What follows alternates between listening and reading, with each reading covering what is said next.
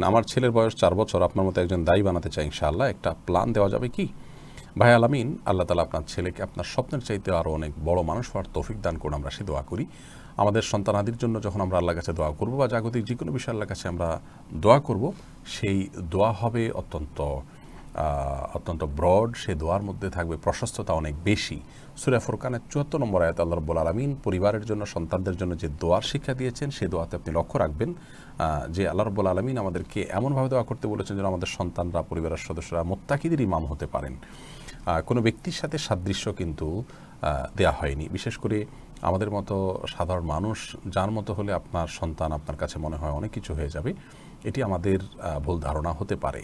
আপনার সন্তান আরও বড় কিছু হোক, আল্লাহ তাআলার প্রিয় পাত্র হোক, মুত্তাকিদের ইমাম হোক, চোখ জোড়ানোর মতো সন্তান হোক, সেটা হলো সঠিক দোয়া।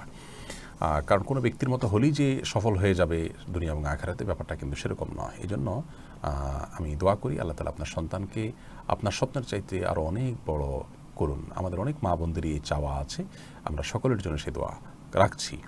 তবে মৌলিকভাবে আমরা কিছু পরামর্শ অবশ্যই দিতে পারি। তার প্রথমটি হলো যে সন্তান যেন মানুষের মতো মানুষ হয়, মুত্তাকিদের ইমাম হয়, নয়ন জোড়ার মতো সন্তান হয়, দায়ীর আল্লাহ হয়, আল্লাহর দ্বীনকে গোটা দুনিয়াতে হিকমা এবং ইলমের সাথে মাওয়াজায়ে হাসানার মাধ্যমে উপস্থাপন করতে পারে। সেজন্য সর্বপ্রথম যে করণীয়টা আছে তা হলো মা বাবা নিজে আদর্শবান মানুষ হওয়ার চেষ্টা করতে হবে, তাকওয়া চর্চা করতে হবে, ইমানদার হতে হবে, আমলদার হতে হবে, মুখলিস মুত্তাকি হতে হবে, তাহাজ্জুদ গুজার হওয়া দরকার, দোয়া কবুলের সময়গুলোতে দোয়া করা দরকার।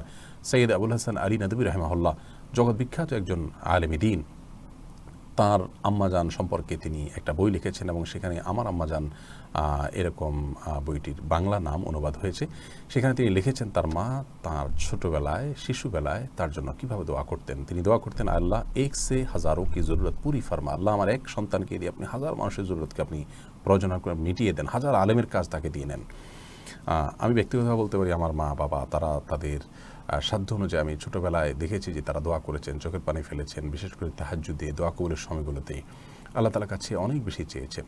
আমি আমার সন্তানদের জন্য আল্লাহ তাআলার কাছে বিশেষ কয়েকটি চাওয়া আল্লাহ তাআলার কাছে পেশ করেছি, তার সবগুলো কবুল হয়েছে। এই জন্য সন্তান মানুষ হওয়ার জন্য বাবা মায়ের ভূমিকা অনেক গুরুত্বপূর্ণ। নিজেরা মুত্তাকি পরেজগার হয়ে আদর্শবান মানুষ হওয়া এবং সেই সাথে চোখের পানি ফেলে খুব বেশি দোয়া করা। সন্তানের জন্য বাবা মার দোয়া অনেক বেশি কবুল হয়, বিভিন্ন হাদিস থেকে সেটি সুপ্রমাণিত বিষয়।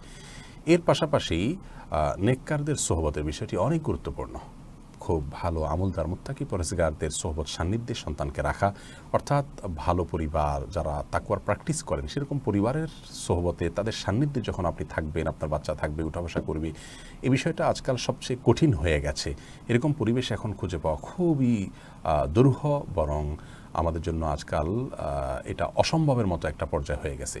তারপরেও সাধ্য অনুযায়ী চেষ্টা করা উচিত যে কোন প্রতিবেশীর পাশে থাকলে আমরা তাকওয়া শিখতে পারবো, আমাদের সন্তান তাদের সন্তান থেকে ভালো জিনিস জানতে পারবে, বাজে সন্তানদের সাথে শিখে তাদের দ্বারা প্রভাবিত হবে না, সে বিষয়গুলো আমাদেরকে খুব সিরিয়াসলি দেখতে হবে। শিক্ষা প্রতিষ্ঠান নির্বাচনের ক্ষেত্রে বিষয়গুলো ভাবতে হয়। শিক্ষা প্রতিষ্ঠান নির্বাচনের ক্ষেত্রে খুব অভিজ্ঞ এবং ভালো মানুষ, মুখলিস, এরকম মানুষের পরামর্শ নিতে হবে এবং নিবিড়ভাবে পর্যবেক্ষণ করতে হবে। শুধু পরামর্শ নিয়ে ছেড়ে দিলেই হবে না। শিক্ষা প্রতিষ্ঠানে কী করছে, কী না করছে, তার উন্নতি কী হচ্ছে না হচ্ছে, খুব নিবিড়ভাবে পর্যবেক্ষণ করতে হবে।